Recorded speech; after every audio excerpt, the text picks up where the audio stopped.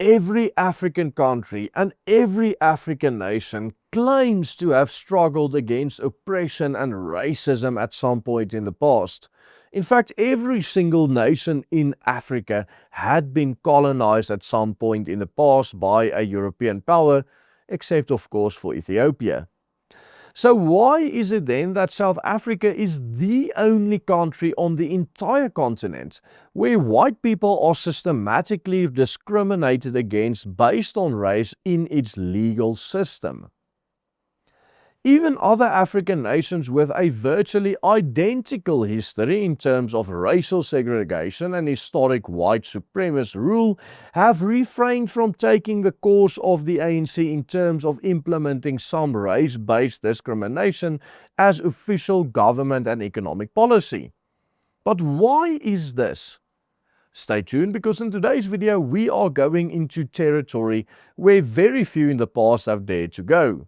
South Africa is the only country on the African continent that has embraced the racially discriminatory policy of black economic empowerment. While 52 of Africa's 54 internationally recognized states were once European colonies, and the fact that almost all of these countries under European rule had at least some form of racial segregation built into governance, the only country that chose the path of black economic empowerment and racial laws discriminating against so-called former oppressors, and the only country that practices open discrimination against a certain race, is the one governed by the ANC, the one we live in here today.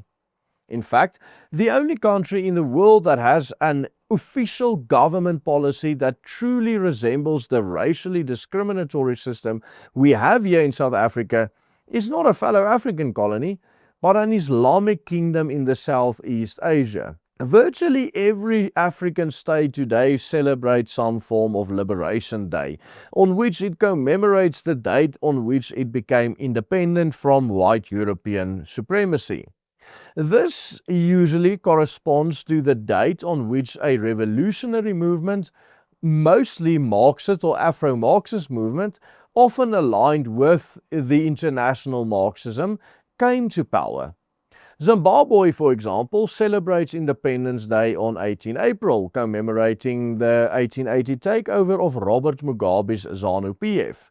Angola, on the other hand, commemorates 11 November 1975, when MPLA took power following Portuguese withdrawal, with extensive backing, of course, from the Soviet Union and Cuba. Namibia likewise celebrates Independence Day on 21 March, marking the end of South African administration and the rise of SWAPO, another so-called liberation movement with strong Marxist and Soviet-aligned connections during the Cold War era. In every single one of these cases, the government was of course taken over by a radical Afro-Marxist group, and that is what the African countries view as their liberation, becoming a Marxist state. In the case of South Africa, the date that is marked as the celebration of this so-called liberation is of course 1994, 27 April, the day the ANC took power in this country.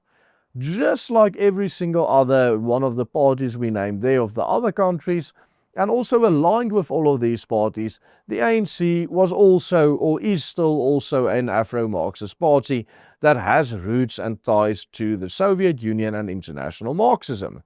But what makes South Africa very unique among African nations is the fact that it is the only one who, following liberation, legally institutionalized its Afro-Marxism through government-sanctioned systematic discrimination against white people, with the aim of excluding white people from any meaningful participation in the economy.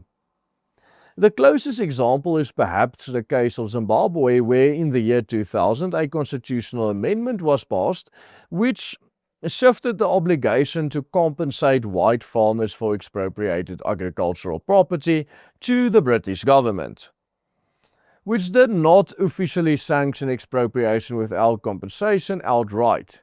Yet, this is what South Africa's Expropriation Act does. Moreover, Even Zimbabwe, where the so-called Indigenization Act passed during the Mugabe era originally gave preferences to black people who lived under colonial rule, this law is today officially being interpreted and applied in Zimbabwe as giving preference over Zimbabwean citizens irrespective of race.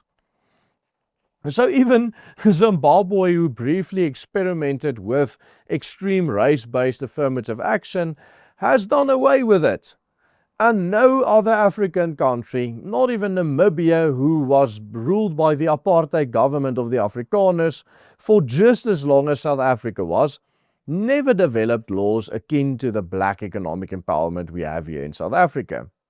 The closest Namibia has ever come to BEE was its proposed new equitable economic empowerment framework, but nothing beyond a few affirmative action measures similar to what even the United States has, or had. In fact, the United States doesn't have it anymore, in the past were ever implemented in Namibia. The only country in the entire world that actually has anything similar to BEE is the Kingdom of Malaysia in Southeast Asia. The Malaysian government introduced a state-backed and ethnically based economic engineering program in 1971 aimed at trying to transfer ownership, management, procurement opportunities, and corporate participation to a politically preferenced demographic. The policy is aimed at increasing the economic participation of the country's native Malay majority, known as the Bumiputera. Of course, this comes at the expense of primarily the ethnic Chinese minority, who historically dominated large parts of the private sector and is by far richer than the native Malay population in Malaysia. The so-called new economic policy of Malaysia includes requirements that certain percentages of companies' equity be held by ethnic Malay shareholders, exactly like in South Africa for black people. Preferential access for Bumiputera-owned firms to government contracts and tenders, mandatory Bumiputera share allocations in some IPOs listings, housing quotas and discounts reserved for Bumiputera buyers, and ownership caps on foreigners in strategic sectors, unless local Bumiputera partners are included. All of which is exactly the same as in South African law, but just for black people. To this day, the policy continues to give preferential treatment to the ethnic Malays in areas such as university admissions, government contracts, private sector employment, business licensing, corporate ownership, even housing discounts, investment opportunities into the private sector, and state procurement, exactly like South Africa. In practice, this means that ethnic Chinese and to a lesser extent ethnic Indians and other minorities in Malaysia often face structural disadvantages when competing for economic opportunities in this country, despite in many cases, or in most cases actually, vastly outperforming the Malay majority in these countries academically or commercially or economically. One of the explicit goals of the policy is to maintain substantial corporate equity ownership in native Malaysian hands through sustained government intervention in the economy. Similarly, people of Caucasian descent who live there would not qualify for any of the preferential programs and advantages reserved for the Malay people. Yet in Africa itself, despite nearly all nations adhering to some notion of liberation from white supremacy, South Africa remains the only nation with an entrenched economy-wide race-based system that systematically discriminates and excludes people based on race alone. Not even the apartheid government had anything even close to this against black people in the previous dispensation. But why is this? Well, the only logical explanation is that this has to be attributed to the continued presence of Afrikaners in this country.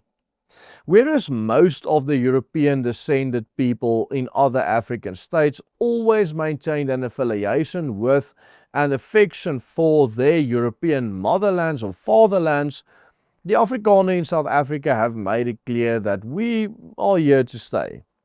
South Africa has always had by far the largest European descended population out of any African country.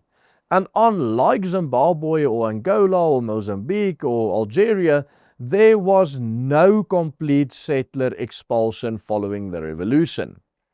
Moreover, South Africa is also far more and extremely far more wealthy than any of these other examples.